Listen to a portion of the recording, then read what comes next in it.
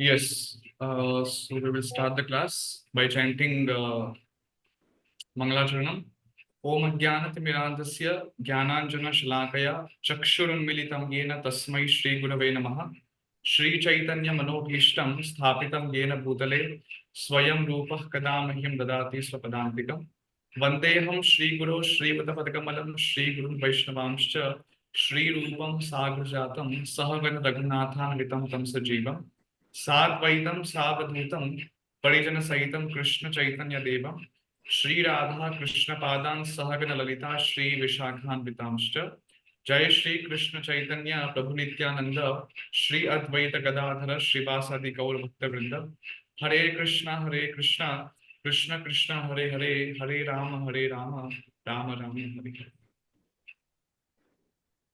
So Hare Krishna, I would like to welcome every one of you for today's class. So today is session 3 of Master the Basics of Sanskrit Grammar and Literature or Sahitya. So yesterday was a halt, Sunday, so we did not have any class that time. I hope whatever the Kahoot quiz which was shared, so I hope everyone attempted it and everyone they revised all the concepts that was taught in the prior classes. Yes.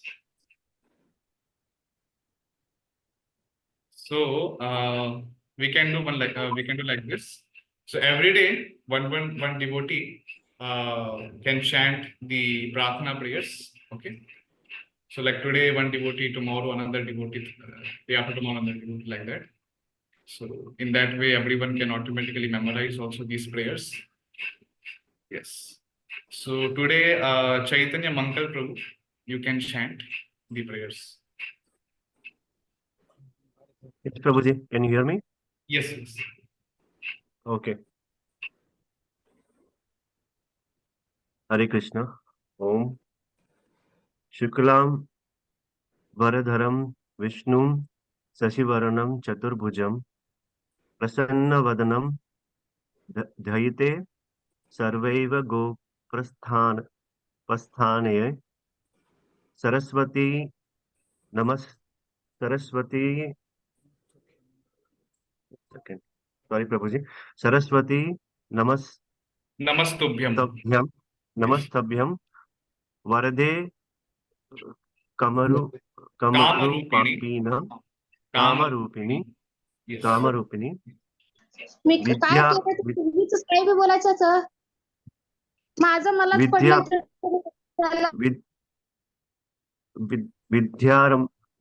Vidyarambham करिष्येयम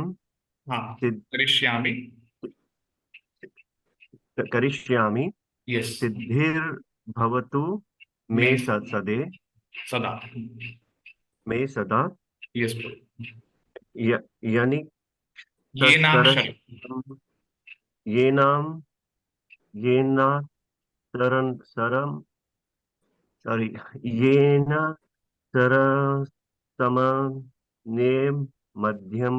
मध्यगम्य समाम्नाय अधिगम्य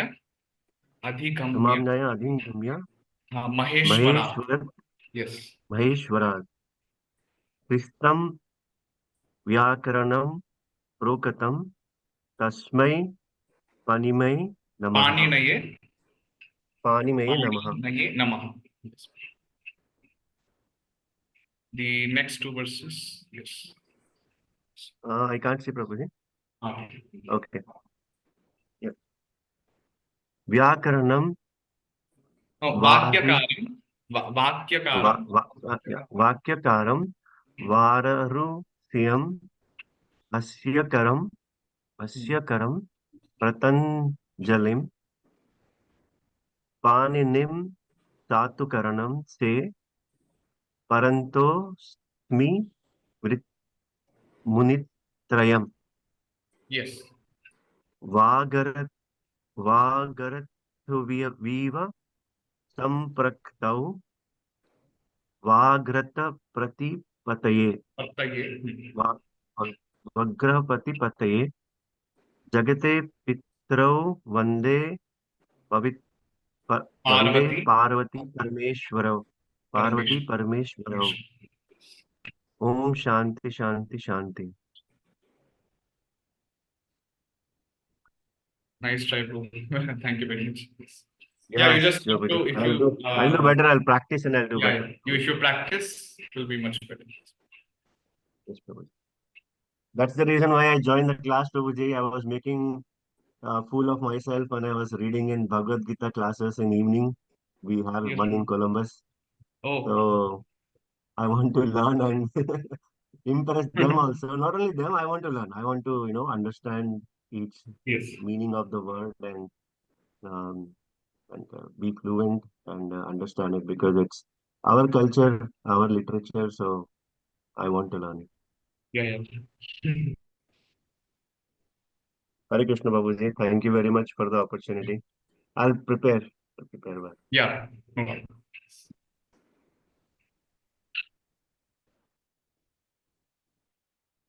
Yeah, so in the last class, we mainly discussed about swaras, vyanjanas, ayogavahas, and they are visarga, anuswara, upadmaniya, and jivvamuliya. Okay. And also we discussed their respective divisions and also delve into literal meanings. Okay.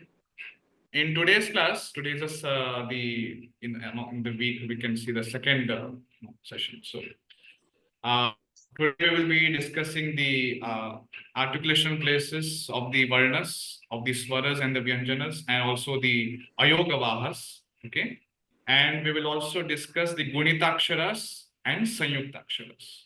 Okay. Yeah. So before we begin, are there any questions from prior class? So please let me know. Okay, you can ask now. If any question you have from prior class, I saw the report in the Kahoot game. Devotees are doing mistake in the very first question. That aha. The question was aha. Are these swaras considered these swaras? Are these aha considered swaras distinctly or separately? So the question was like that. But actually, aha, they are not considered a separate swaras in themselves. Okay. It's not like that. Aha, they are not considered. These swaras are only 13. If you add aha also, then it becomes 15. So please note it down. There are only 13 swaras. Just to make you confused, to make your understanding proper. So I put an image there. Okay. And also in some other questions, I put the images. Like for example, does l is also having long form or not? So there also I put the image. But l is only having short form. So in that way, whatever is taught in the class, according to that only, you should be able to understand the concepts, and in that way you have to answer. The questions will be made in a tricky way, but you have to be very sure. Okay. Ashwini Mataji. Prabhuji, I have a question. I think Yes. second question was Krishna and Krishna. Yes. I couldn't get it, and There was a technical problem. We were just testing. That is it working or not, and then somehow or other that question was added. So it was just a testing, but it was a mistake from our side, nothing. Yeah. okay.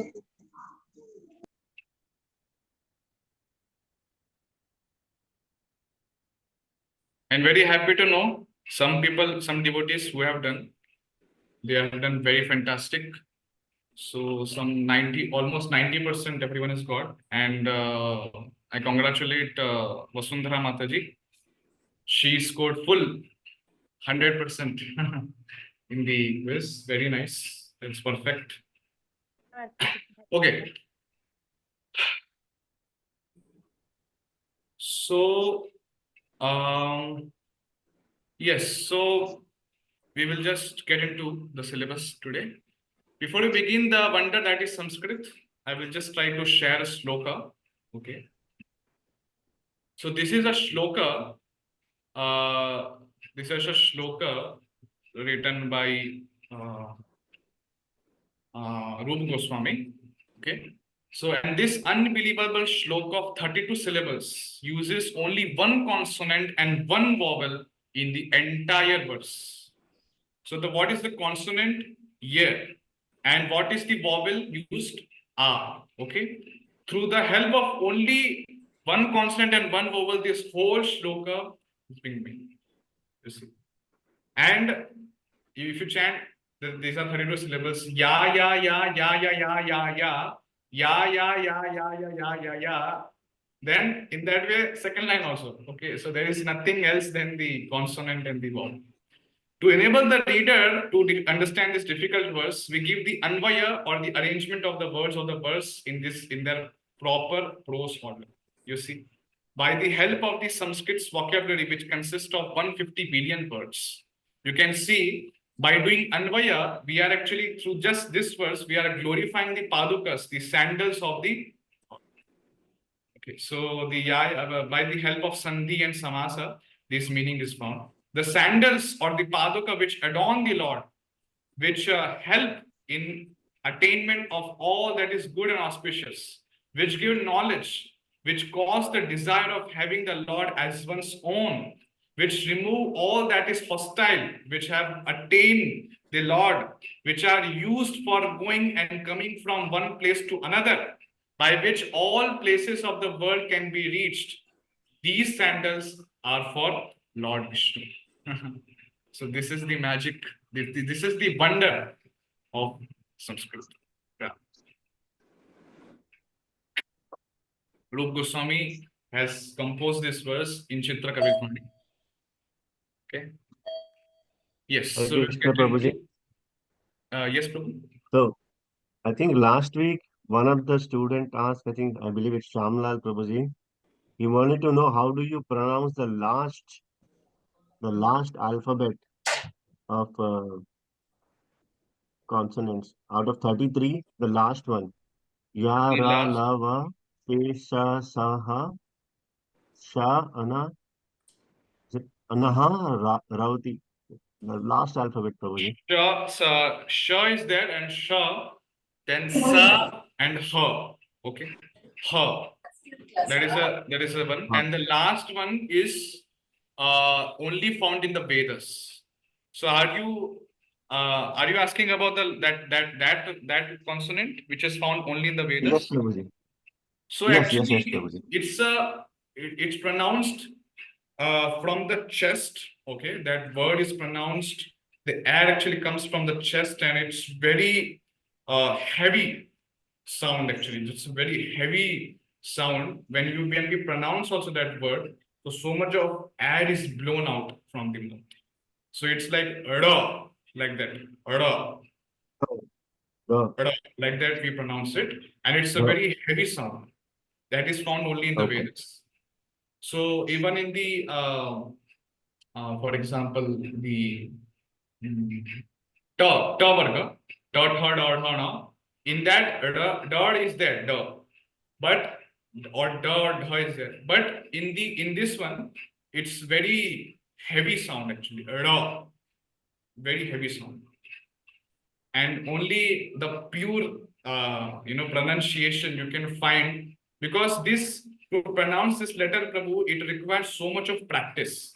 It's not so easy to pronounce this letter because it's found only in the Vedas, and because for that only there is so much of need of practice, which is taught usually in the it was used to be taught in the Vedic Gurukulam. So yes, Prabhu.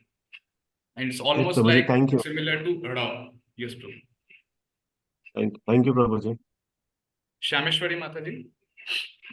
Yeah, Hare Krishna, Prabhuji. Prabhuji, you are using this word sandhi and samasa, samasa. What does that mean? Sandhi, I understand to some extent, like something to join or to divide, something like that. What is samasa? samasa. Actually, in the course of the syllabus, after this week, the week 1, in week 2, we are going to learn all the samasas. So I will definitely explain samasa in very much detail, but just a generic idea if I would like to give now about samasa. Samasa, what does it do? Samasa, sandhi is just place, it's just useful to play with the letters. Sandhi is used only to join the letters and to make the two words adjoined. And it does not interfere. Sandhi does not at all interfere with the meanings of those words. If that word is having that particular letter and the another word is having that particular letter, and the parameters, the rules and regulations are matching according to that particular set of rules and regulations which are set for that particular sandhi, so immediately that sandhi will be applied. But in samasa, you can actually give many explanations to that one word based upon different samasas. So basically, we have around 15 samasas, and there is one word, and by employing different samasas, you can get different vigraha vakyams. Or vigraha vakyam similarly mean the explanation of the samasas. When you break the samasa, so that is called vigraha vakyam. And by employing those, and by applying those samasa rules, different meanings can come out. Different meanings can come out, and this is the thing. This is the tool which Mayavadis, which other people they use in order to distort the meaning of Bhagavad Gita or Upanishadic mantras or maybe other Vedic mantras. So this is the tool usually people they use to distort the meaning, because you can apply any of the samasa, and then if you apply any of the samasa, and then you can take out some Mayavada meaning, you can take out some another meaning. For example, the word Chaitanya Jivana, like for example, my name. By taking the help of dictionary meaning, Chaitanya can mean something just complete, just consciousness. Definitely is a consciousness. But there is a living force. Chaitanya, it also means living force. There is some person. But Mayavadis can just apply some rule of samasa, and they can just completely take out different meaning of Chaitanya Jivana. And ultimately mean, oh, there is some light behind that, and there is some strength, there is some power.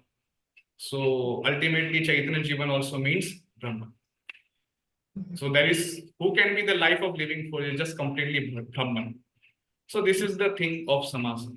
But when we will learn in detail about samasa, then we can you will be able to get more proper idea. Yes. Okay, first, so for learn. Okay, thank you. Shyamla, bro. Krishna Prabhu. One question on the Varna-Vibhagaha. In this, the Varnas, we did not see that Chand Bindu. Is it not there in Sanskrit? Like Bindu, and then there is Chandra Bindu. Chandra Bindu, yes. It's there, bro. It's there definitely. It's called Anunasika. Hare So it's called Anunasika, and we have that Chandra Bindu on the top of the letters. But I thought that maybe we can discuss it eventually in the coming classes, because I don't wanted to make it very much complex. Let's digest whatever I have taught, because there are some devotees who are not able to even digest whatever I have taught. So I thought maybe Anunasika, this is another letter, another symbol. So I thought maybe in the coming classes, after some classes, I will also explain about that. And also there are some other symbols which are used in Sanskrit. So together I will explain that. So definitely there is no doubt about it that Anunasika is there in Sanskrit. Anunasika is definitely there in Sanskrit. Thanks, Prabhu. Okay. So yes, so we will talk about Gunitaksharani. It will be a new concept for you. Kindly take a note of it. So what is the meaning of Gunitaksharani? Okay, Gunitaksharani. Now, as I explained before, that the syllables, syllables or the letters, they constitute the word. Okay, the letters, when they are grouped, so that they constitute a word, and the group of words, they constitute a whole structured sentence. Okay, so now here Ramaha is a word, and Ramaha is just made up of letters. So if you break the word Ramaha, it becomes R plus A plus M plus Aha plus A and Visarga. Okay, so these are the five things. Okay, so in that way, the breaking of the word is to be done. Now here in this word, Ramaha ityatra rakaraha, akaraha, makara, akara, visargaha bhavanti. Okay, so here the same meaning which I told, that the same thing is being explained in the Sanskrit sentence. Te evam likhyante yatha r plus a plus m plus a plus visargaha, and they can become they constitute Ramaha. Now there tatra akarasya, ikarasya, ikarasya va suchanaya upayuktani savyanjanani chinnani eva gunitaksharani. Okay. Now you see, when you break the word, when you break the word Ramaha, so Vyanjana is there, and Vyanjana, when it is without the vowel, then it is indicated by putting a stroke below the consonant, below the letter. Okay, so that you can see, when they have separated the vowel from the consonant, then Ra is having a stroke below the Ra, there is a stroke.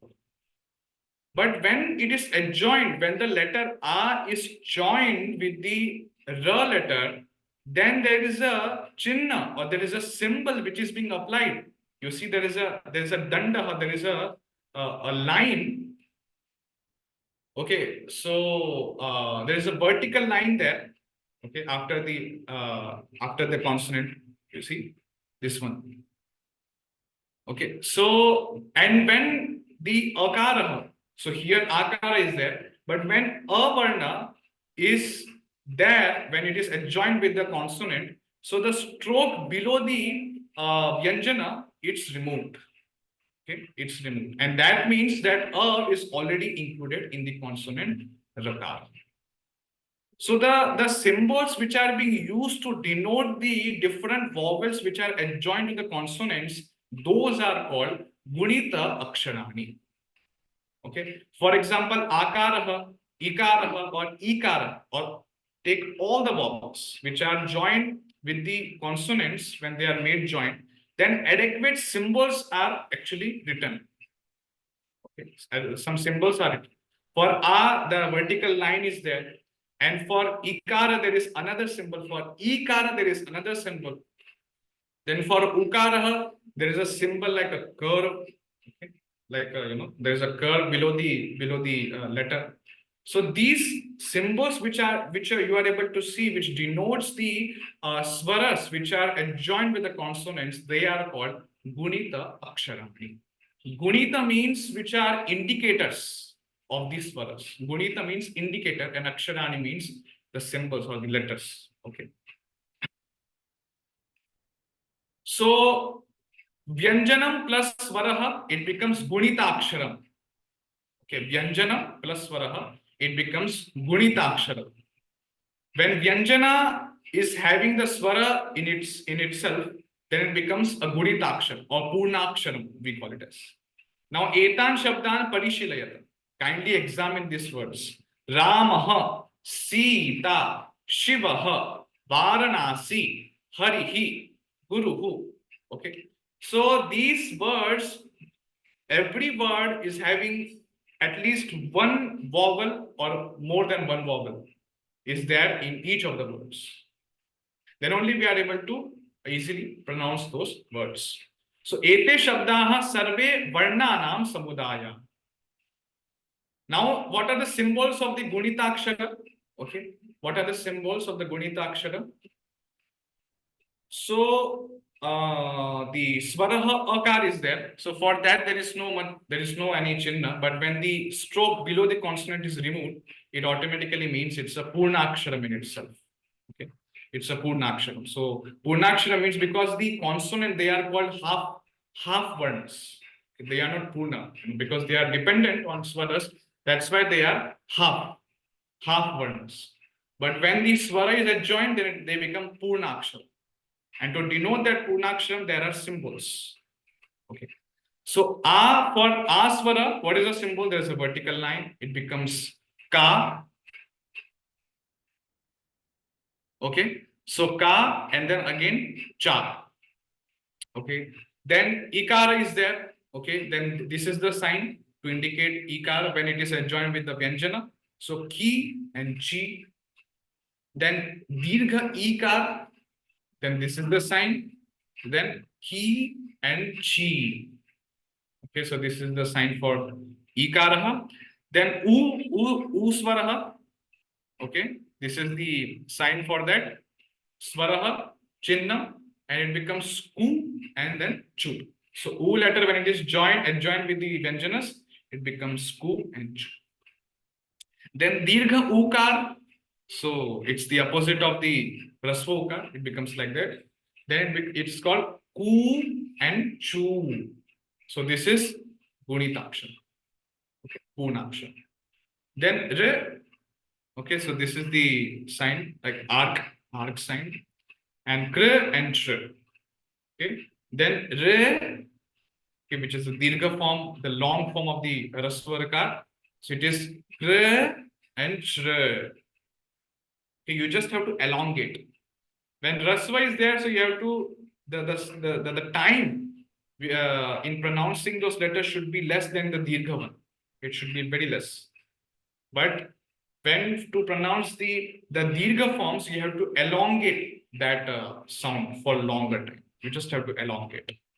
So then it becomes Dirgha form of that letter. Then other, for R, so it becomes Kr and Chre. Okay, Kr and Chre. Then for A, this is the sign. Okay, it becomes K and then J. Then I, it becomes 2. Like there are this type of signs. Then Kai and Chai. Then for O, it becomes like this sign is there in Ko and Cho. Then Au, this is the sign, and Kau and Chow.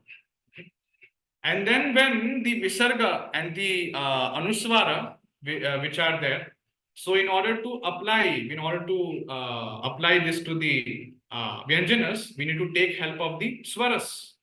Okay. So any Swara, it could be A or it could be any of the Swaras, not particularly A or and A only. It could be A, E, U, Ri, Re. Okay, there could be any of the Swaras you can take. Au. Okay. So any varna you can apply, and after applying that swara, you can apply the anuswara or the visarga to that consonant. So it becomes kam and it becomes cham.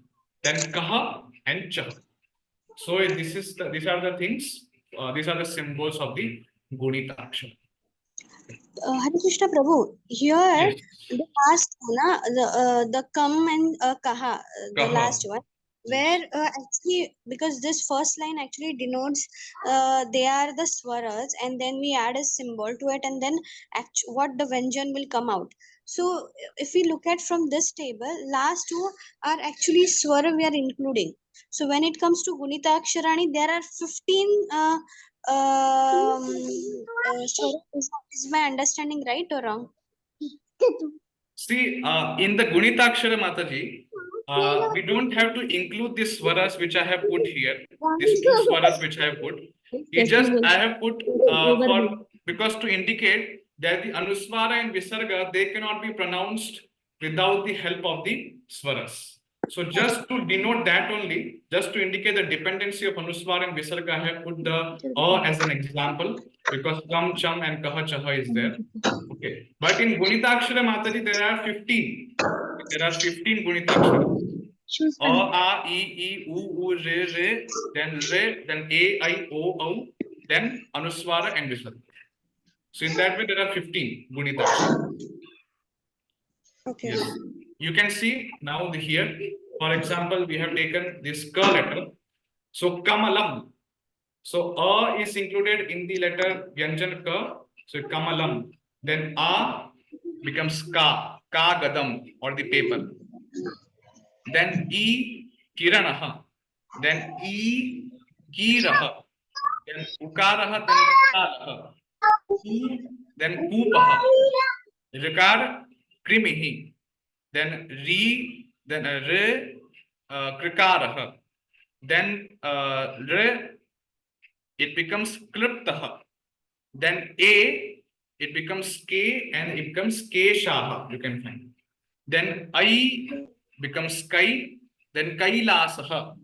Ko is kokilaha. Kau is kausheyam. Kam is kamsarihi. And kaha is just kaha. Okay. So in that way, Kira mane? this is the thing. Kiraha. What is the meaning? Sorry? Kiraha. Kiraha, word, meaning. Which one? Kiraha. Ah. Yeah, Kiraha, we have to look up to the dictionary here, Kiraha word. And Kri and Kriptaha. We will see to it, Mataji. I have actually, we will see to the dictionary and I will get back to the word, some of the words here. Kulalaha. Because, sorry? Kulalaha. Kulalaha also. So Kiraha, Kulalaha, this one, and then the other words. Kokilaha, it becomes like that. Kokila is another bird. Then the kliptaha. So kliptaha means something which is, something which is pressed. Okay, something which is, you can tell, something which is very much compressed. Okay, it becomes kliptaha. Then krimihi is something insect. Okay. Then Kailasa is Kailasha.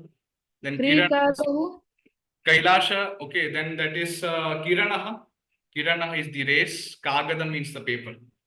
Okay. So Kiraha and Kulalaha, I will look up in the dictionary. I will get back to you. Also Krikaraha.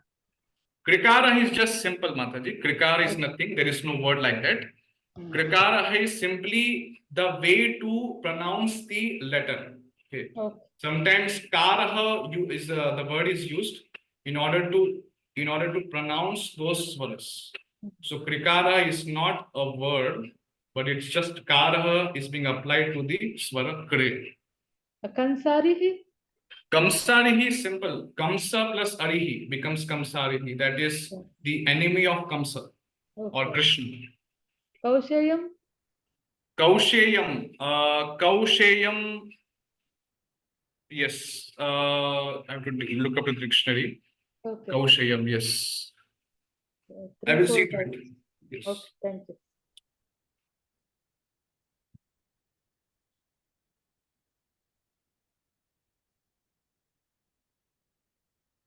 Okay, so these are the, for more examples, we will refer to the one file we will refer.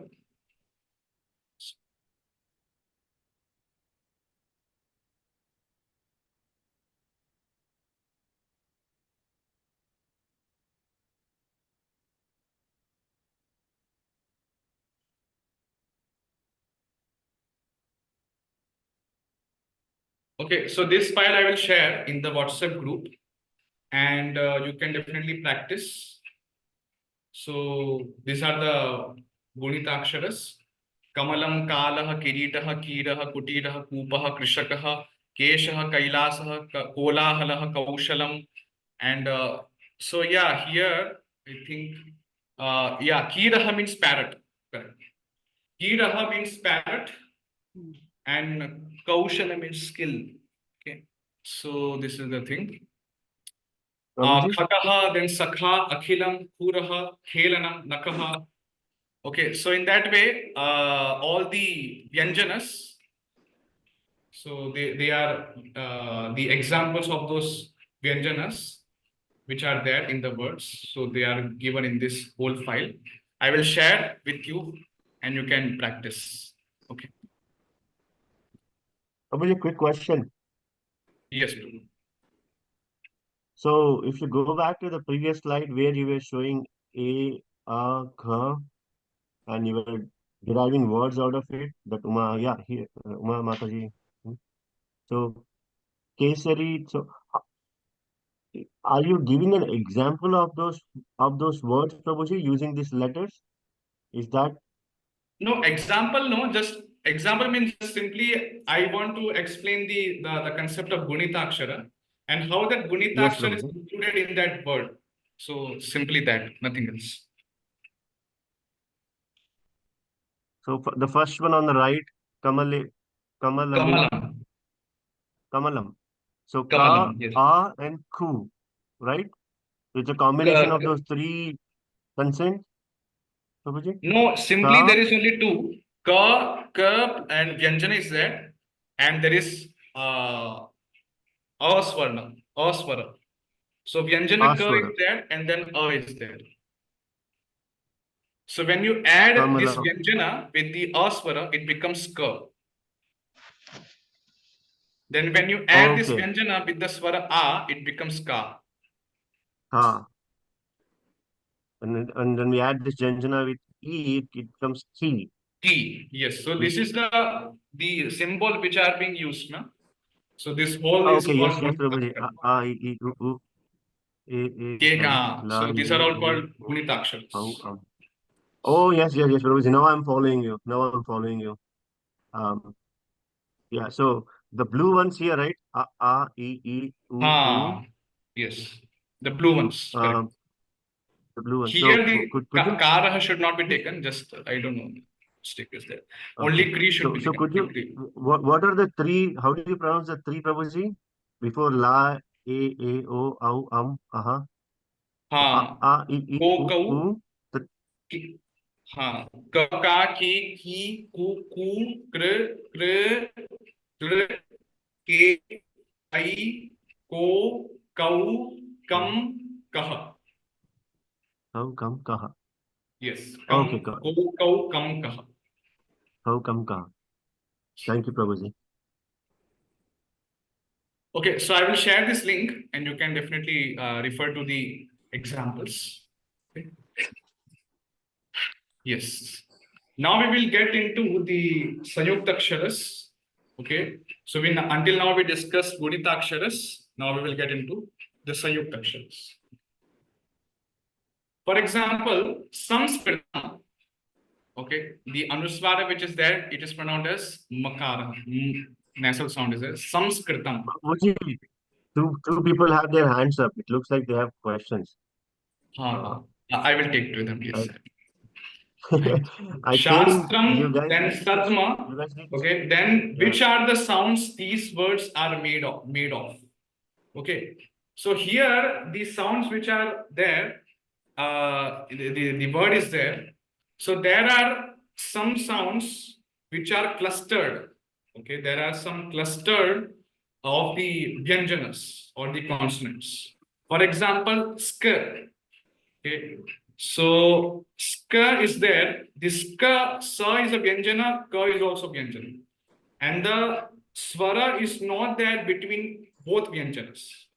So because all the vyanjanas, in order to pronounce, they need a swara to be pronounced. But when two vyanjanas are adjoined and at the last, swara is already there.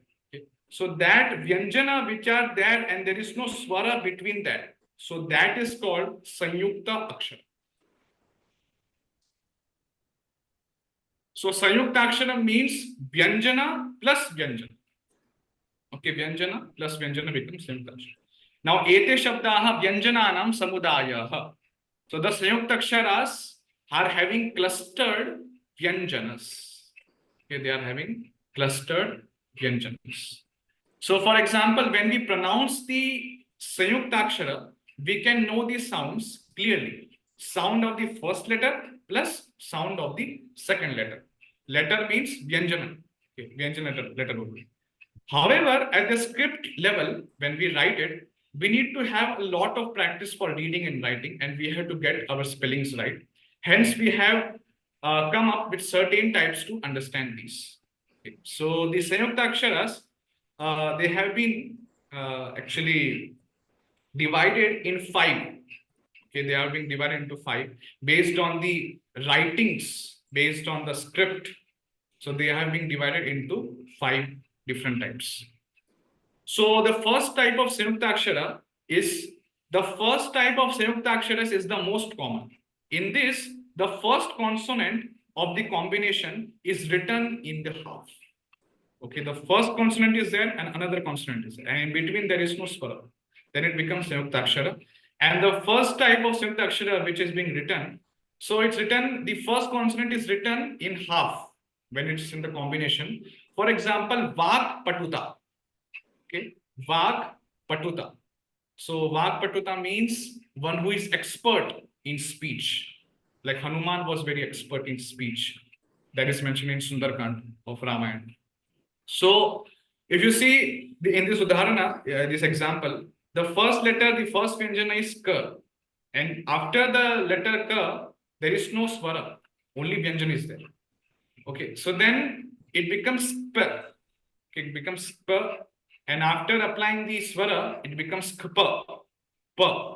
So Vak Patuta. Vak Patuta. Okay, so this is the first type. And there are more examples. For example, Kha plus Ya, it becomes Sankhya. Sankhya.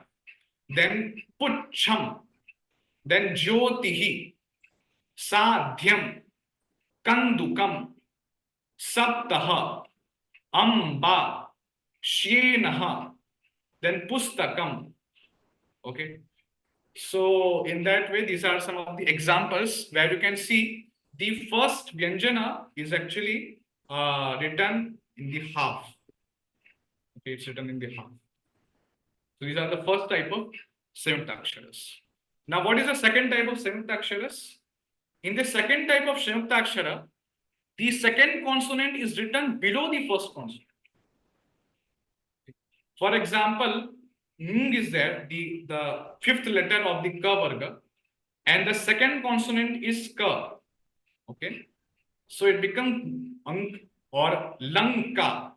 Okay, Lanka, the kingdom of Ravan. Yes, so it becomes Lanka.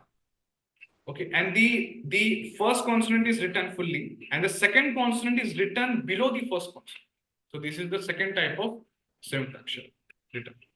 Like examples, Kukkuraha, Sayankalaha, then Angam, Attaha, Khadgaha, Agnihi, Panjaram, Annam, then Bhallakaha.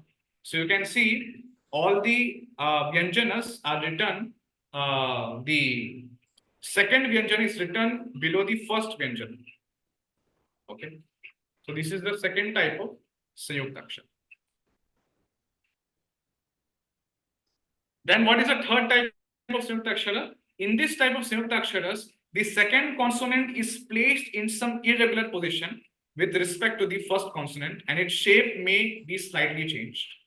Okay. For example, Yuddham is there. So first consonant is written fully. First consonant is written fully. Then the second consonant is written only half, and it's written just besides the first consonant. So for example, Vriddha. Okay, da and dha becomes Vriddha. Dha. Then Dva. So it becomes Dve. Then Udbhataha. Padmam. Padma. Okay, Padmam. Then Kya. So it becomes Vakyam. Then Madhyahnaha. Then Jivva. Then Brahma. And then Hiyaha. Okay. So these are the third types of Samyuktaksharas. Then fourth type of Aksharas, fourth type of Samyuktakshara is that when Refaha is the first consonant, it is written as an arc above the second consonant. Okay. Refa means, Refa it just means Ra. The letter, this one. Okay. The letter Ra is actually denoted by the word Refa. So don't get confused. It's just simple that this letter R is usually being indicated by the word refaha in the group of the grammarians.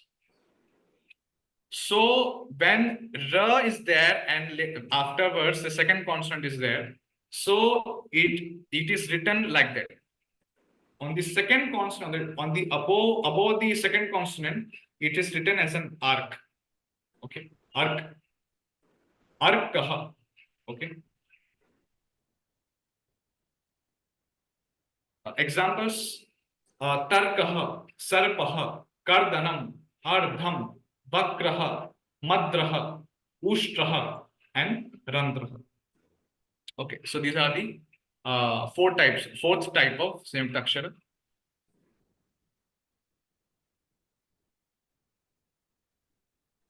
Hello.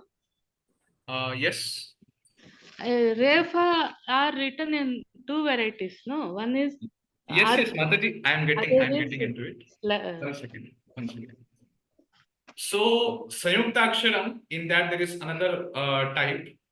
That is when Refa is the second consonant. It is written as a left slanting stroke below the first consonant. So where we should use what? How we can understand? It's just it will come only by practice, Mataji. There are no such that type of this word. So it will come only by practice. When we usually it happens when the refaha is written as the first consonant and the next is the another consonant. And when the refaha is written on the second position, then usually this type of sign is written. So when refa is the second consonant, it is written as the left slanting stroke below the first consonant. For example, takram. Takram means buttermilk in Sanskrit. So ka varna is there and later on refa is there. So it becomes takram. And similarly, here if you see from vakraha. So vakraha means something which is very big. So in that way, the other consonants, the Samyuktaksharas are denoted in that way. Okay. So these are the fourth type of Samyuktakshara. Then fifth type of Samyuktakshara is the fifth and last type of Samyuktaksharas are certain specific consonant combinations. One more question. Just go to type 4. Mataji, I will definitely take your question. Please wait when I will ask that you can ask, then please, then later on you can ask. So now I'm teaching. I will give some time to ask questions. Okay. So the fifth and the last type of Samyuktaksharas are certain specific consonant combinations which are represented by a new symbol, totally different in form from either of the consonants. So last type of Samyuktakshara is just specific consonant combinations are there, consonants combinations, and they are represented by a completely new symbol. For example, ksha. Ka is there and later on ksha is there, sha. So it becomes ksha. And definitely you cannot find any of the ksha, you cannot find anything like it's similar to the written, similar to the ka and or the sha letter, but it's completely new symbol. So it becomes aksharam. Then other examples are there.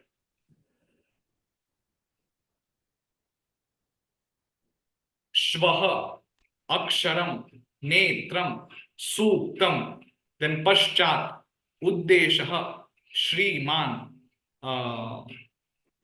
uttaram, jnanam, sadhyaha. Okay. So in that way, these are all the fifth type of aksharas, and when they are adjoined, the two vyanjanas are there. So the different symbol is being used usually. So these are the 5 types of Samyuktaksharas. Okay. Then there is a whole list for more examples. I will share the list with you in the WhatsApp group. Okay, for each of the Vyanjana, there are different Samyuktakshara, and different examples are there. Takka, Hukkura, Shakti, Suktam, Siktham, Riktham, Shaknoti, Vakpatuta, Rukmini, Vakyam, Vikramaha. So in that way, all the 5 types of Samyuktaksharas are there, and this is the whole list. Okay, you can study that.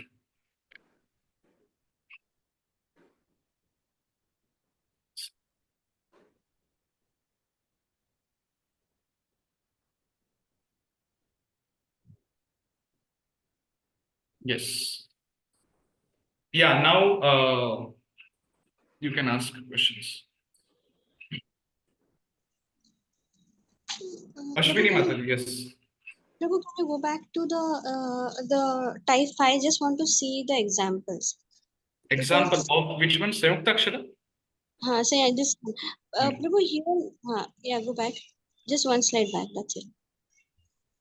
You want me to open the list of Samyuktaksharas of the link? Only the I want to go back to the PPT only, back PPT. one step. So Prabhu, here actually let's say aksharam, yeah, netram. If I take any of it, here ka and sha, aksharam. It's when we talk very silently, ka and sha is coming, but we know as we have somewhere subconscious mind, or we have learned Hindi, we know there is a sha.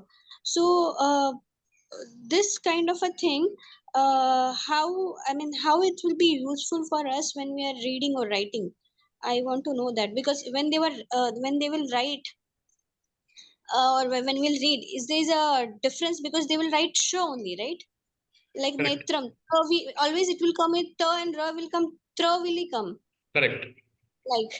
Like suktam. So we know well a ka and ta will be ta. So basically there are list of 2 consonant together, and they Correct. created a different letter altogether. Correct. So only So when that this will be useful, Mataji, when we will break this workshop, because we also learn in some Hindi grammar that sometimes they even pronounce that ksha or maybe tra, kshatragya. Okay, these 3 letters are also counted separately in Hindi grammar. correct, We are correct. in the schools. So, but actually not kshatragya. There are many letters. Kta, ksha, da, shra, ta. In that way, there are many letters. But when we are trying to break the words, okay, when we want to break the whole word in the just in individual letters, then we can find, okay, the in that way the ksha is actually formed, or ksha is being made with the help of 2 vyanjanas. So, and in that way it will be, because many people actually don't know how ksha is formed. Sometimes people just write ka and the sha which is there in the Shiva word, but that is not correct. Here the sha, the shatkun, that shaka is being used for the letter ksha. But usually when we write only ksha, the letter which is there. Okay. We don't write like this when write only the another symbol which is being created while clustering the vyanjanas. Correct. Also, can you go back to one more slide, 4.2, just example one? Yes, takram. Yeah, madram, like that, madraha, like that. Right. So now here, yeah.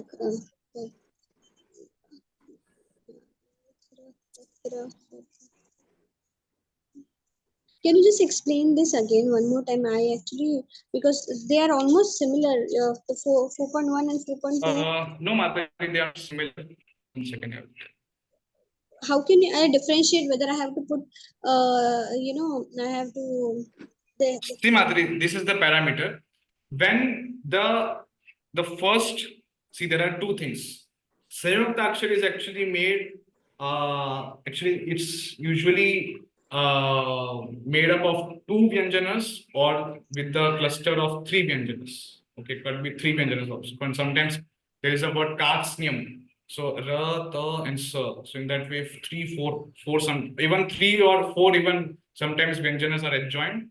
But after the Vyanjanas are over, the cluster is over, the swara is added at last. Okay, in that way, the Vyanjanas are actually dependent on the swaras. Now, the first type of, the first 4.1 Samyuktakshara. There are two things. If first Vyanjana is there, and in that position, Refa is there, Rana is there, and at the second position, there could be any of the Vyanjana, any of the second consonant. Okay, but when Refa is the first consonant, then Ra or the Refa is indicated by an arc above the second consonant. But in the 4.2, what is happening? The Refa is falling in the second place, Mataji. Okay.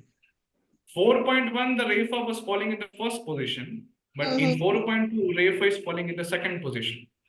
So then when it falls in the second position, the Refa is indicated by a stroke, by a left slanting slope below the first consonant. Okay, So that is the difference. So when we break or whenever we are pronouncing also takram, then we are able to see that ka we are pronouncing first and ra sound is coming after the sound. So then it has to be written, below the Now, first consonant. got it, Prabhu. Thank you. Mahesh Prabhu. Yeah, in this the previous slide you pronounced that as takram, right? That word. Yes. But in this I saw one of the words takram, right? This is pronounced as, and in the next slide there was one word here. What is it? Maybe the fourth word. Fourth word. Ardham. This is the example of 4.1 Prabhu.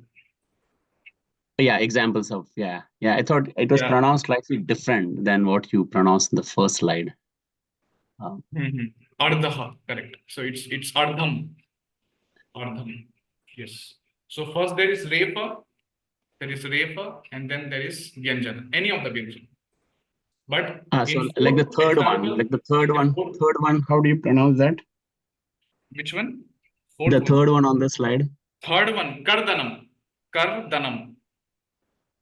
Kardanam. Yes, okay. Kardanam. Okay. All right. I will give the English equivalents, don't worry, the meanings of that, since the vocabulary is very vast. So vocabulary is like something we learn whole life. Okay, it's not possible to learn 150. It's huge actually. So definitely we should be in that process to learn new words. Okay, so don't worry, I will give you the meanings and also the other words which are there. So they are also there in the list which I have provided. Okay, through the link you can access to it. Yes, so these are the two types of fourth type of Samyuktakshara. The fifth word is pronounced as vakraha or Vakraha. Yes, Prabhu. Vakraha. Okay. Because consonant is the first consonant is any of the consonant it could be, but the next consonant it should be refa. Okay. Yes. So it becomes vakraha, madraha, ushtraha, randraha. Yes. Okay. Thanks. So these are the 5 types of Samyuktakshars. Shyameshwari Mother. Yes, Prabhuji. Prabhuji, in this Samyuktaksharani, the third one, you said Third type. Third division. Third type or third example? Third type. Third type. The second consonant is placed in some irregular position with respect to the first consonant. Yes. Yeah. So if you go to the next slide, I saw one word. Okay, these are the examples of third type. Yeah, vakyam. Yeah, this one also. Vakyam. Actually, So just I it should be first type actually. First type. Yeah. So thank you for that correction. Actually, it should not be used. I have taken this example from one of the one devotee has actually made that collection, very good collection. So I just pasted that whole collection here, and almost all are correct, but vakyam is wrong actually. The first type, right? That is the first type. Vakyam should be in the first category. First type. Yeah. Thank you. Oh, okay. Sada Yogi Prabhu. Yeah, Prabhu, now as we know there are two types of varna, the swara and vyanjana. Yes. And we generally hear that Shuddha Varna and Samyukta Varna. We very rarely we heard this first time I'm hearing this word of Gunitaksharani, yeah, Purna Aksharani. Hardly we use that word. Generally we, as we know, the Vyanjana when added with Swara becomes Akshara. Ka, ka. So this Akshara it becomes, that means it is also first types of Samyuktakshara. So, but we hardly heard this word Gunitaksharani or Purna Aksharani. And in practice, do we really use this word? Yes, in our Prabhu. Yes, yes. In Sanskrit grammar, we use this word, Gunitaksharani. Usually, we just in order to you know, in order to indicate the symbols, in order to indicate the symbol, the chinnam which is being used. So that's why this word Purnaksharam or Gunitaksharam is sometimes used. But what is the meaning word of this Purnaksharam is only used. Gunitaksharam is sometimes used, but it's Ah. authentic, definitely. It's definitely authentic. Gunita means what? Gunita? Gunita means Gunita. something which is Gunita means something which is indicator. Indicator or indicators. For example, the swaras are there, and the swaras are adjoined with the vyanjanas. Okay, so that's why the swaras, when they are adjoined with the vyanjana, so the different symbols are actually are added with those vyanjanas, and that's why that gunita or something which indicates those swaras with the vyanjanas, or something which indicates the purnakshara or the whole akshara. So that's why it becomes Gunitaksharam. It's an indicator of the swaras to the vyanjanas.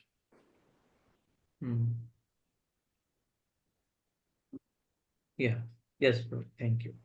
Yes, Sadayogi Prabhu, is it clear or any other? Yeah. Yes, clear. Thank you.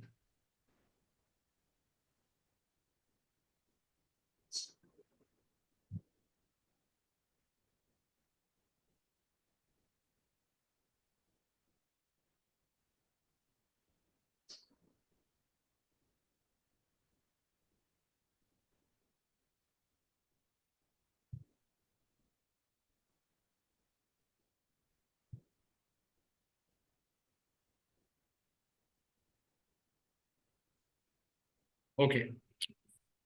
So until now, we discussed about the Sayuktakshara and Gunitaksharam. Okay.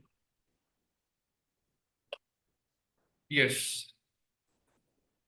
Usually the concept of Purnaksharam has come in order to differentiate between Sandhi and Purnaksharam. Usually people, they misunderstand, Prabhu. They misunderstand. Sandhi rules are different. Okay, when Sandhi, so those are some rules. But sometimes people also, when we are breaking the letter Vyanjana with the Vyanjana and also the Swara, when we are breaking that, so that time also they think, oh, it's a Sandhi rule being applied. But actually there is no Sandhi. It's only a Gunitaksara. So there is only Purnakshara. Can we just use there that this is a Samyukta Akshar? This is not Sandhi. No, not at all. The Gunitaksharam, Samyuktaksharam.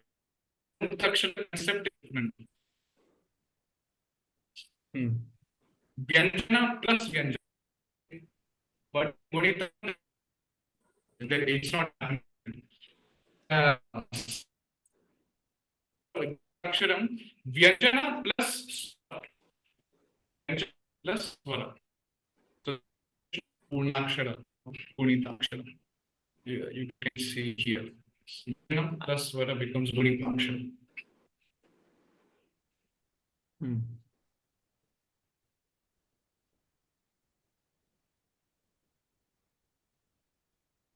This is the difference between Samyuktaksharas and Gunitaksharas. Yes, so now we'll discuss little bit. Today we'll little bit of the places of articulation of different, the swaras, vyanjanas, and ayogavas. Okay. So as discussed, Shiksha, Kalpa, Chanda, Nirukta, Vyakaranam, and Jyotisha, these are the 6 Vedangas. Okay, and Shiksha, the science of phonetics. Okay, in English we call it phonetics. How to some classifications of the varnas and the sounds, how to pronounce those letters. So that science of phonetics is very advanced in ancient knowledge system. And study of phonetics is important as the knowledge of Vedas was orally passed down through the parampara. So in previous time, usually just people used to hear and remember. So that's why at that time, the knowledge of phonetics was very, very important. And when the Shishya used to go to the Gurukula, the very first thing they were taught that is a knowledge of Siksha. Okay, so what happens? Katham Varnanam Utpattihi. How the varnas are actually generated. Okay, how the varnas are generated. First of all, Atma, the Jiva, he desires to produce the sound via buddhi and manasa. Okay, via buddhi and manas, or by intelligence, by the thinking power, by thinking, feeling, willing. By when we think and with the intelligence, so the Atma desires to produce some sound. Okay, and then to ignite the Kaya Agni. Okay, so Kaya Agni means some fire is generated in the body. Kaya means body. And Kaya Agnina Nabhi Pradeshat Preditaha Pranavayu. Okay, when the fire which is there in the body, it from the Nabhi, okay, from the Nabhi Pradesha or from the navel, the Pranavayu, Vayu is actually it's actually blown out of the mouth. It becomes the Vayu which is there already in the body. So it's predita. It's it's predita, or it's awakened. That prana vayu is actually flown out of the mouth. So as it's moved towards the vocal folds by coordinated action of the diaphragm, abdominal muscles, chest muscles, and rib cage. So okay, so in that way, Kanthadi Sthaneshu Sanchal. And in that way, it passes over the places or the points of articulation, and that points of articulation which are present in the mouth, those are called Sthanani. Okay, those are called Sthanani. Now, I have just put some video in order to understand how actually the sound is produced from the body and how it comes through the mouth. So video to understand how the sound is produced. Yes. So I will just share the sound. Okay. Everyone, please attentively hear.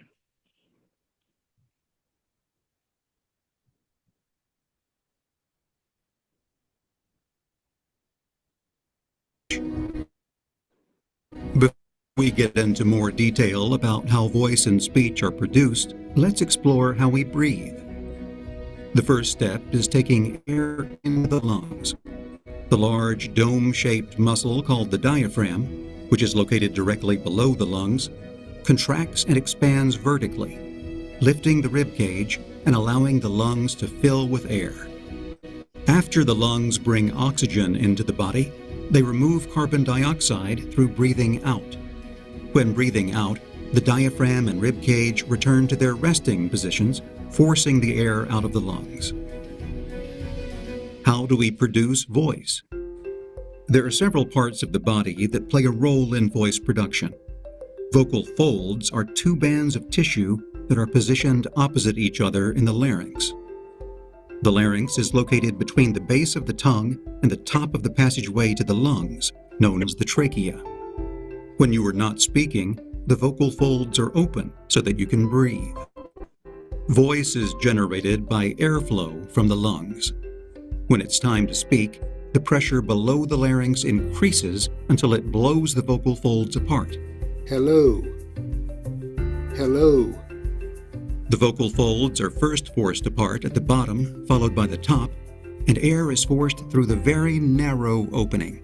The opening between the vocal folds is called the glottis, which opens during breathing and narrows during voice production. The pressure forces the air through the vocal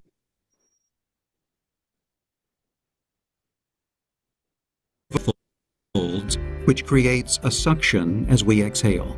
This suction pulls the vocal folds together at the bottom, followed by the top. When the air from the lungs blows past the vocal folds at a high speed, the vocal folds vibrate. In order to produce typical loud speech, the vocal folds and larynx must vibrate normally. How do we produce speech? Speech is produced by precisely coordinated muscle actions in the head, throat, chest, mouth, nasal cavity, and abdomen. Speech development is a gradual process that requires years of practice. During this process, a child learns how to regulate these muscles to produce understandable speech. Different parts of our nose and mouth are carefully positioned to create speech sounds. We position the velum, tongue, jaw, and lips in reference to permanent parts of our vocal tract, such as the roof of our mouth. Hello. Hello. As you can Yeah, so I hope you got some idea how do we produce sound. There are some doctors here present with us. Anyone is a doctor here? Obviously, I'm not a doctor, but I know about neuroscience. Okay. Hare Krishna. I'm doing my research in neuroscience. Yeah, I am a doctor of philosophy and linguistics, so I did my PhD in language only, languages, study of languages. Oh, yes. So it's very interesting for me. Today's lecture is really interesting. So yes, so in that way, the sound is actually, pronounced. The pranavayu is already present all over the body, and the atma, the soul, is actually floating in the pranavayu. So in the Shastras, it is mentioned that we have 5 types of air, primarily, and soul is floating in that. Soul is situated definitely on that pradesha, the chest, but still the soul is actually floating in that vayu. So pranavayu, whenever we pronounce any of the sound when we pronounce, so the process which was mentioned in this video, I am not a doctor, so the technical terms which are very much used, so many intricacies, I cannot very much explain. But just we have to understand just the basic science how it works. So when the sound is coming and the air is actually it's blown out from the mouth, coming from the nabi, from the navel, then we are able to pronounce the sound. Okay, so in that way, we have 7. What are the places? What are the places of articulation from which swara, vyanjana, and what else? Ayogavahas. These these are actually coming. These are actually pronounced. So there are 7 sthanas, 7 places. What are those? Nasika, Murdha, Talu, Oshtau, Dantaha, Jivvamulam, and Kantaha.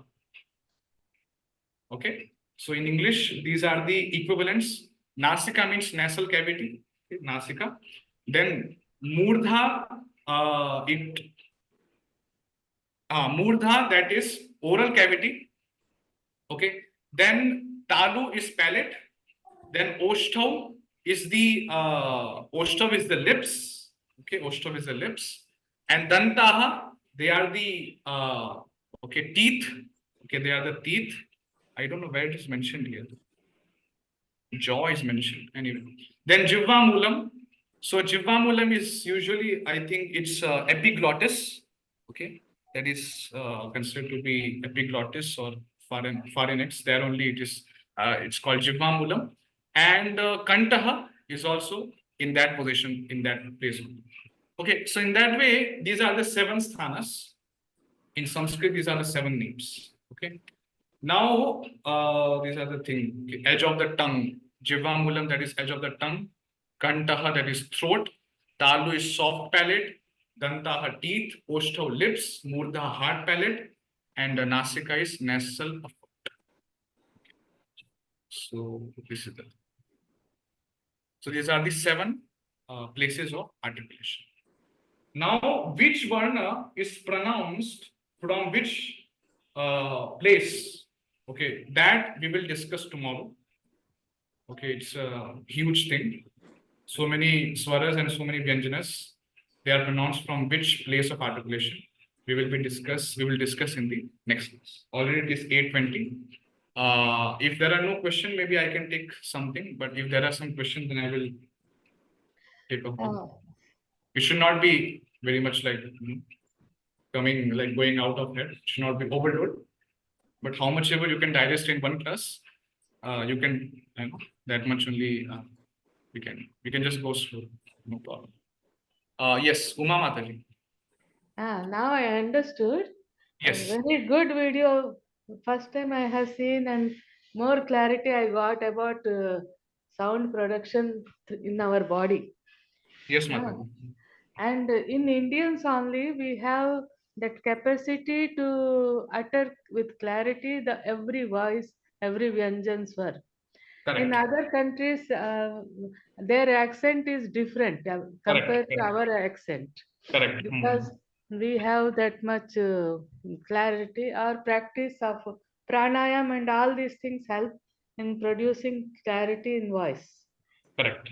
And in old age, why people are talking and we are not able, it is not audible and we are not able to understand what they want to say. It is lack of their prana shakti, which is not supporting them to talk in exact pronunciation. Correct. So Yeah. good. By the because Sanskrit has all the varnas and all the sounds which can be produced. So that's why the exercise of the mouth. It happens completely because all the varnas we pronounce daily, and in that way the exercise which is required for the mouth to function is properly done because all the varnas are actually there in the Sanskrit. So that is what in India, this varnamala in bacha class, in baby class, first we teach varnamala, no, they start chattering together with the teacher. So now I understood why children have that much enormous energy, because by producing these letters, that energy is generating uncontrollable. So they are bubbling with energy. Correct. Now, when we became adult and adulteration started in varnas and talking, I think this reduces our pran shakti also. Correct. And Sanskrit helps to regain back Pran our. Shakti. Exactly. So Sanskrit, Parishkrit. Yes. Bhasha. So Sanskritam means Samyak Kritam, which is perfectly made or which is very shushtu. Some also means sushtu. It's something which is very pleasing to hear. Once what happened, I was traveling in train, and some people nowadays they are more fancy for English, not interested in Sanskrit. They said उन्होंने कहा संस्कृत मृत भाषा है, तो हमने कहा नहीं, संस्कृत तो मृत भाषा नहीं हो सकता. कैसे नहीं हो सकता, आजकल कौन बोल रहा संस्कृत? हमने कहा आपने कहा संस्कृत मृत भाषा है, आपके कहने में ही मृत है बोलने के लिए भी आपने संस्कृत का ही सपोर्ट लिया है। सही मृत है। भाषा मृत भी संस्कृत वर्ड है, भाषा भी संस्कृत वर्ड है, संस्कृत तो Exactly. संस्कृत है ही।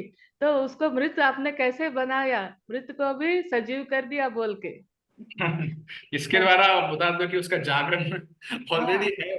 तो आप उसको मार ही नहीं सकते चाह के भी। Correct. हिंदी भी हम लोग बोलते हैं, उसमें भी हिंदी में जो भी शब्द है तो वो भी सब संस्कृत से आया है ना।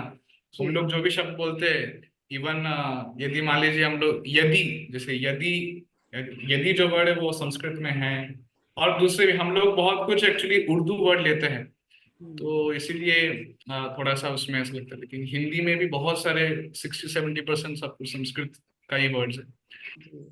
थोड़ा विभक्ति सब नहीं है, मतलब विभक्ति के जो वर्ड्स है वो सब हिंदी में नहीं है। वोकेबुलरी ऑलमोस्ट सेम है। Prabhuji, Urdu is also derived from Sanskrit, Prabhuji? Sorry bro, Urdu is also derived from Sanskrit? Sanskrit. Sanskrit. Correct, Prabhu. It's already, see, Sanskrit is the mother of all languages, so definitely Urdu is also coming from Sanskrit only, but it's like very much adulterated version of Sanskrit. You know, many things are mixed and many generations have passed and many changes have happened, and then Urdu has formed. So it's a very far language, you can tell. So much adulteration is done and so much changes are done in that language, and that's why at last that sound has that language has been actually generated. Yes. Urdu. ऐसे भी उसके example में हम बोल सकते हैं, जैसे Sanskrit is mother of all language, जैसे वचन, वचन इज संस्कृत वर्ड, वादा, वादा means Urdu word, word is English word, है, वाक मीन्स अगेन तेलुगु, सही, yes. वागुडु, वागुडु हम बोलते हैं बकना, वागुडु दैट इज आल्सो वा, Correct. Telugu, all have root letters va. Sanskrit. Correct. Yeah, there are some research has been also been done that how the words in different languages, Telugu, Tamil, English, Hindi, Marathi, Urdu, or English, Latin, Greek, everything has their origin in English. So the research has been done like that, and how gradually that Latin word has come. Gradually, the Sanskrit word is actually coming in the Latin and then Greek. So there are actually many stages, Prabhu. Even Hindi has come in many different stages. Before they used to tell Prakrit language, Brahmi language. So there were many other languages before Hindi. Then gradually it came to Hindi. So Sanskrit, Prakrit, Brahmi. And then for Urdu, for Latin, Greek also. Very categorically, this is a sharp attack at Udayanidhi's talent on Varnamala paragraph. You say you abuse your rights under 19(1)(a) and 25. Sense. Know what Makes you have sense, said, Prabhuji. Thank you. and that is come under 32. You should have Yes. realized Any other questions? a minister, not a layman. Taken on the comment that he had made about how Sanatan Dharma is like, and remember, not referring to any one aspect of the Prabhuji, 2 classes in one? Yes, Chaitanya Prabhu. No, like 2 classes in one. I think Gosakan is also listening to something. else. I'm not able to hear your voice. Can you just maybe speak a little louder? Is it better now? Yes, now it's better. Okay. Nothing, Prabhuji. All good. Thank you. Yeah. Okay. Any other question? Parul Upadhyay. Yes, Prabhuji. We pronounce Sanskrit or Sanskrit. Like by rule, I know it should be Sanskrit, but when we pronounce, we always end up saying Sanskrit.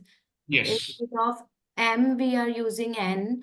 And also for like Narsimha or Narsingha, like what is the actual pronunciation, and is it important to properly pronounce it? So Maturi, it is very important. Actually, it's Narsimha. Okay. It's not Narsingha. So Na should not come. Anuswara is always pronounced as Ma. It's a nasal sound, and it should be pronounced as So that is the Anuswara sound, and it's only Sanskrit. It's not Sanskrit. It's, I think, a Romanized version, or in English they have changed into Sanskrit.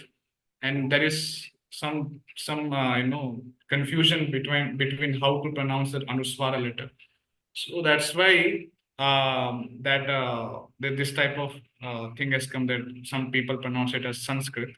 But the correct pronunciation of Anuswara, if it is there in any of the Vyanjana, is being applied to any of the swaras, which is connected to Vyanjana.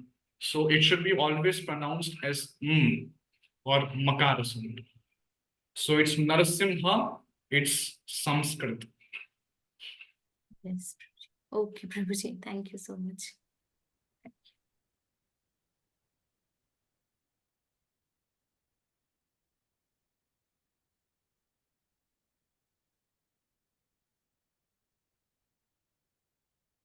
Okay. So it's 8:30. Okay. So in the next class, we will discuss the articulation places, okay, of each swaras, each the swaras, vyanjanas, and ayogavahas. Okay. So in that way, I would like to conclude here. Any comments? Any comments? Any questions? If there are there, you can tell others. Here.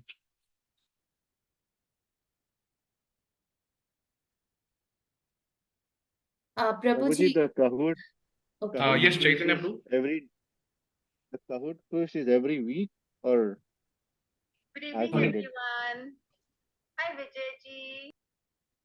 Chaitanya Prabhu, can you repeat?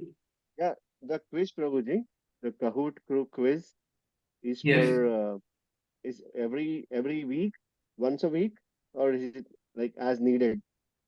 Because I haven't As taken the needed. last one. I'm going to take it. As needed, or could be every day, for as a daily basis. It's good, Prabhu, Okay. because I am giving enough time to answer those questions. So could be sometimes on daily basis. For every class, there could be Kahoot exercise, Kahoot. It is very good practice, actually, very good exercise for the brain. I will do it, So Prabhuji. it could Like be you given said. on a daily basis. Yeah, absolutely. I will go and take that quiz and also go through the material again because, as you said, practice is important. So I'm going to do that. Yeah, Prabhu. And also one more thing, I will give the practice sheets. You can practice sheets. You can download it and take out from the nearby practice. It will be very helpful. So what is there? The blanks. The blanks are there, and you have to fill out the swaras, vyanjanas, and other things. It will be very much helpful. When you write now, then more absorption is done. Yes. Yes, Prabhuji. Absolutely. Yeah. That will also be given. And Kahoot quiz will be given. Yes. So thank you very Prabhuji. much. Yes. Okay, we will conclude here. Parul Mataji, you want to speak something? Yes, Prabhuji, actually, I wanted to share that notion of Mrit Bhasha or dead language in linguistics. It is when there is no native speaker of a language is left. Like when a language doesn't have passes through a mother to child.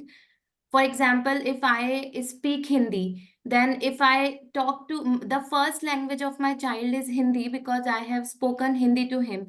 So if there is no mother who is talking in Sanskrit to the child, then the language is considered dead. But we should revive it. So those who are learning, they should learn and they should speak to their children. So that's how we can actually revive Sanskrit, and then in linguistics it won't be a dead language anymore. Correct, So correct. I wanted to that's why I wanted my child to learn Sanskrit, and I tried to find so many teachers here, but nobody was ready to teach a 2-year-old Sanskrit. And now he's 4, so I was like, until he's 5, he should learn Sanskrit, so he will be grasped like a natural language. Because when children are under 5, whatever languages, how many languages you talk to them, they grasp it like a natural language. So I just wanted to share because the Mataji also talked about Mrit language, so that's why. Correct. Yeah. Yeah, it's very important. Actually, when I was 11 that time, and 11 or 10. That time we were, Guru Maharaj sent us to Varanasi. In Varanasi, in Kashi, they have this type of camps, Sanskrit Sambhashanam camps.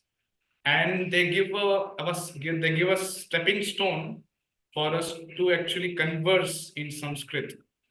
After 15 days, you'll be like, it's like a so concentrated, hearing we get. Whole day, everyone will be speaking Sanskrit. And when we hear 24 hours Sanskrit, then we will be dreaming also. When we will dream, then also we will be conversing in Sanskrit. So in that way, we were so much given that type of dose, you can tell. So that was very good. And that was very good actually. And after that, when we went to Tamil Nadu, so there our Acharya was very conversant in speaking Sanskrit. So then every day we used to hear for 2.5 hours. So 2.5 hours we were, for continuously we were hearing Sanskrit. So in that way, gradually vocabulary also increased. And now I'm in the position I can speak Sanskrit. I can converse in Sanskrit. So here I have come in Tirupati. And in Tirupati also there is a Sanskrit university. So I have come here to study Madhva Vedanta, the Dvaita Vedanta, the Vedanta which was propounded by Madhvacharya. So another Vaishnavacharya. So I came here. So here in university, everyone speaks Sanskrit. Teachers speak Sanskrit, students converse in Sanskrit. And in that way, presently it is very much easier for me to, deal with them and also read the scriptures, the commentaries on Vedanta Sutra and other things. So it's very good, Mataji, very good samskara has to be given from childhood. It will be very much helpful. And if we give, then even the development of brain also and mind, there are some research has been done in scientific way, or some other people have done research, how Sanskrit is actually affecting the brain, how the Sanskrit is actually affecting the mind, how when we hear Sanskrit, so we are getting situated in the Sattva Guna. And it's very much helpful for the child to, develop when the child is developing brain and, the capability of learning many things. So, yes, that's a very good thing, Madhuri. Yeah, it's very difficult nowadays, because that type of environment is also not there, that you can converse in Sanskrit like that. Even when I was there in my home, so there also my parents don't know Sanskrit, so other devotees also don't know Sanskrit. So gradually my practice of speaking Sanskrit, it declined. And I was like, once I was asked to give a speech on National Youth Day. So then I was asked to give speech in Sanskrit language. Then it was becoming a little difficult. Sometimes I was like, like trying to recall what is that word and in that way. So that's why practice is very much needed. And if you are in that environment, if you are in that association, then it becomes very much easy. If you have any like any books for small children if they can learn. Correct. Yes, Mataji. Books are there. I will share them to you. There are very good books from Sanskrit Bharati from Varanasi. So I will share. And they have very good images. So through images, the child, they will be attracted and they will learn. So by seeing the image, they will learn the verb. What is a verb? So what is the activity which is being done, and in that way, many new words they can learn. For that in course material, Mataji, you can access to it and definitely you can teach to your children.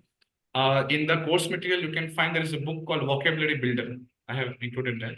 And in that, if you can find the vocabulary is actually categorized based on the chapters.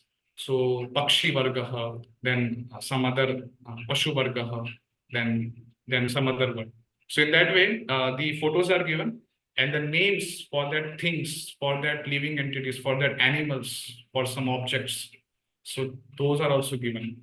So in that way, maybe you can teach some of the words, and whenever that object you are able to see, then you can that time you can indicate. Okay, so bring that. Don't speak in your own native language, but you can indicate that object by Sanskrit.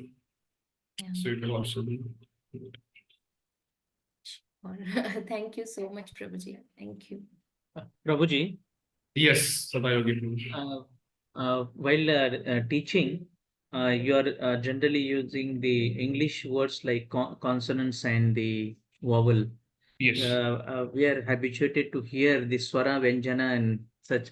Can Correct, you correct. yeah, can you use, because we are also not habituated to hear those consonants or the vowels. Yes, and- yes, definitely. Actually, Prabhu, why I'm purposefully using them, I have that in my mind. And gradually, because Prabhu, now, until now, there are only 1 or 2 classes. So gradually, I will be getting into only Sanskrit terms. Okay, I will be just like, for Yeah. example, Chivvamuliya, Upatmani, and some other terms. Like, for example, today, another term I indicated Refa. So in the group, in the community of grammarians, they don't indicate the letter R. But when they want to indicate the letter R, they indicate it by Refa. Refa Yeah. the letter. So in that way, just couple of classes happen. And there are many devotees who are from US, who are from Germany, and they even message me through they are facing little difficulty in grasping. So I'm just getting like little bit going in slow. So Yeah. initially, sometimes I will indicate vyanjanas, sometimes I will swaras, and sometimes I will tell consonants, vowels. So, but yeah, Prabhu, in coming classes, I will gradually only use swaras, vyanjanas, and other Sanskrit terms. Yeah. Thank you, Prabhu. Yes. Thank you.